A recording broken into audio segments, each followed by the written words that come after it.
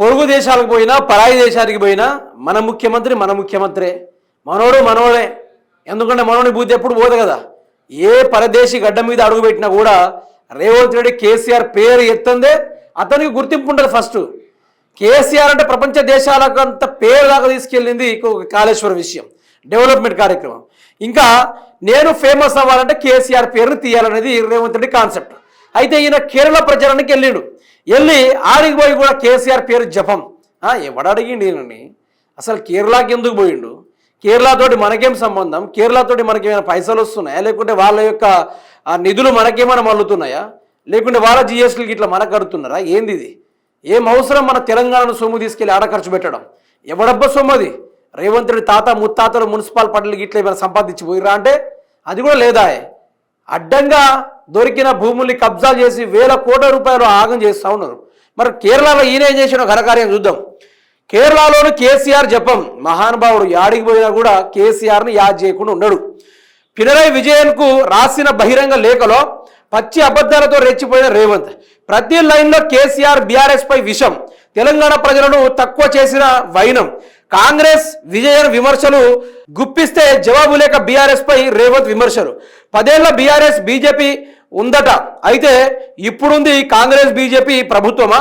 కేరళ రాష్ట్ర అభివృద్ధి గత ప్రభుత్వాలు పనితీరు వల్లే సాధ్యమైందని రేవంత్ విమర్శలు. కానీ తెలంగాణ అభివృద్ధికి కారణం మాత్రం 2.5 కాంగ్రెస్ పార్టీ పాలన.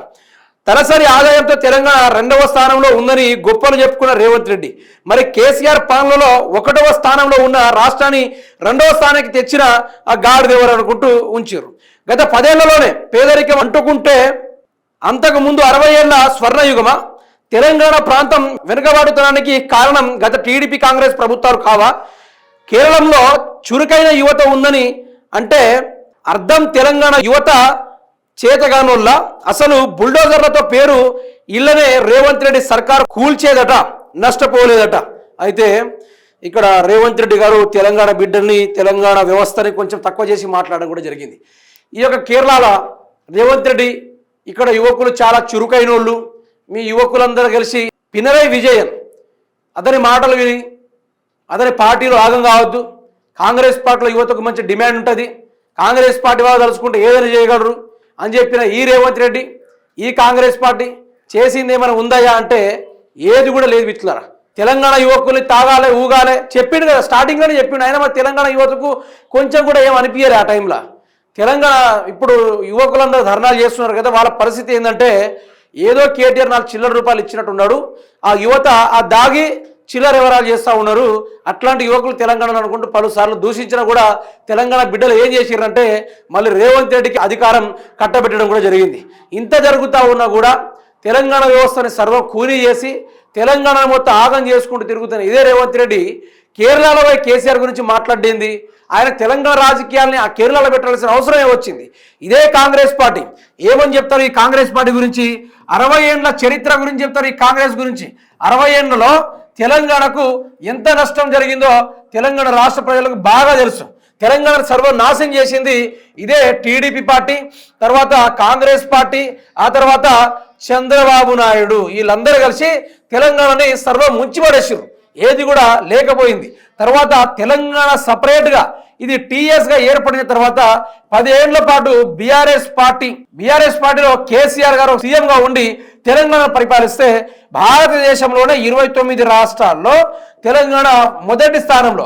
అది ఆర్థిక విషయంలో కావచ్చు, లేకుంటే వ్యవసాయ రంగంలో కావచ్చు, నీటి నిల్వ విషయంలో కావచ్చు, కరెంటు వ్యవస్థలో కావచ్చు, విద్యారంగంలో కావచ్చు, వైద్య రంగంలో కావచ్చు, లేకుంటే ప్రభుత్వ పథకాలు అందించే విషయంలో కావచ్చు తెలంగాణ టాప్ మోడల్లో నిలబడింది. 29 రాష్ట్రాల్లో అతి గొప్ప రాష్ట్రంగా ఏర్పడింది తెలంగాణ రాష్ట్రం మాత్రమే. ఆ ఘనతను కేసీఆర్ చేసిపోతే తెలంగాణ ఆర్థిక వ్యవస్థలు కూడా మొదటి స్థానంలో ఉండే.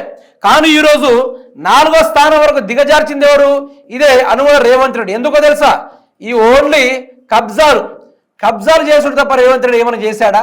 తర్వాత హైడ్రా పేరుతోటి మొత్తం ఇండ్లను కూల్చే కార్యక్రమాలు, తర్వాత ఇప్పుడు ఓల్డ్ సిటీలో కూడా ఘోరం, అసలు ఓల్డ్ సిటీలో కూడా ఇల్లు కూల్చుడు ఇవన్నీ జరుగుతుంది తప్ప ఏది కూడా లేదు. కేరళలో ఏం మొహం పెట్టుకొని మళ్ళీ ఒర్రుతున్నారు రేవంత్ రెడ్డి అనేది ఇప్పటిదాకా చాలా వరకు పలువురు రాజకీయ విశ్లేషకులు మాట్లాడుతున్న ముచ్చట్ని కూడా చూస్తా ఉన్నాం. ఎంత ఘోరం, ఎంత దరిద్రం అంటే రేవంత్ రెడ్డి పాలనలో, రేవంత్ రెడ్డి చేస్తున్న వ్యవహారంలో తెలంగాణ మొత్తం అబ్బురపోయారు. అంటే తెలంగాణ మొత్తం సిగ్గుపడేలా రేవంత్ రెడ్డి చేస్తున్న కారణ విషయాల్ని కూడా మనం చూస్తూ ఉన్నాం.